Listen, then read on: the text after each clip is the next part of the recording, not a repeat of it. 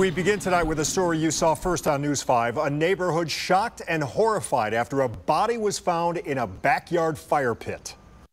We treat anything, any kind of death as a homicide until we're proven otherwise. The body was discovered in the backyard of an Akron woman who's been missing now for more than a month. News 5's Bob Jones, the first to break this story, and tonight he has the latest on the search for answers. The Summit County Medical Examiner and Akron Police working tonight to answer a lot of questions, including who was the person buried in the backyard? Was this a murder? And if so, who's the killer? Anthropologists, along with a forensic scene recovery team from Mercyhurst University, called to a backyard on Krause Street in Akron to methodically dig up and document human remains buried in a fire pit.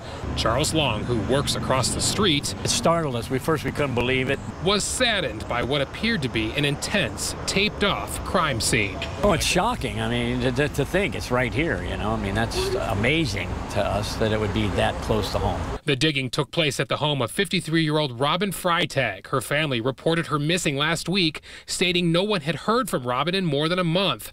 Missing person flyers posted on her front door and on telephone poles. Police say her disappearance was already on their radar. We've came out, we've checked the property on more than one occasion, even prior to the report being taken.